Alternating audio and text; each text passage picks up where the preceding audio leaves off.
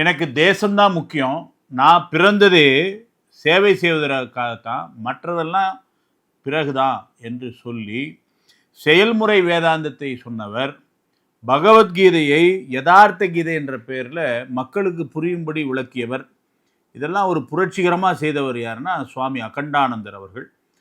சுவாமி ராமகிருஷ்ண பரமஹம்சருடைய நேரடி சீடர், விவேகானந்தருடைய சகோதர சீடர்களில் ஒருவர். ராமகிருஷ்ண மடத்தினுடைய 3வது தலைவராக பொறுப்பேற்று ஆன்மீக குருவாகவும் இருந்தார். மக்களுடைய சேவை தான் பிரதானம் என்பதை உணர்ந்து கொண்டவர். இமயமலைக்கு போகும் வழியில் மக்கள் மிகப்பெரிய தொற்றுனால் பாதிக்கப்படுவதை கண்டு இமயமலைக்கு போய் நாம முக்தி பெறுவதா, நாம இறைவனிடத்தில் நம்முடைய வாழ்க்கையினுடைய முக்திக்காக வேண்டுவதா, இதை விட முக்கியம் என்ன மக்கள் சேவை என்று மக்களுக்காக சேவை செய்தவர்.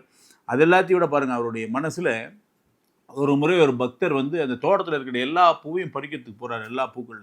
அப்போ சொல்கிறாரு, இயற்கை வழிபாடு நடத்தி கொண்டிருக்கு, நீங்கள் போய் எல்லா பூவையும் அங்கே தோட்டத்தில் இருக்கிற பூவெல்லாம் முழுக்க பறிக்கக்கூடாது, ஆகவே அந்த வழிபாட்டிற்கு விட்டுடணும் அப்படி சொல்லிட்டு சொன்னார். எவ்வளோ ஒரு பெரிய தன்மை பாருங்கள்.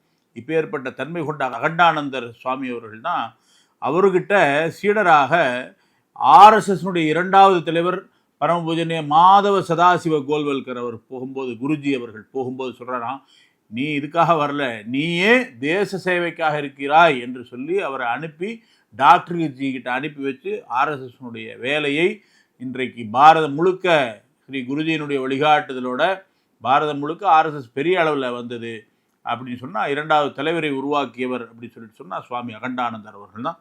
சுவாமி அகண்டானந்தர் அவர்களுடைய பிறந்த தினம் ஜெயந்தி செப்டம்பர் மாதம் 30ஆம் தேதி 1864.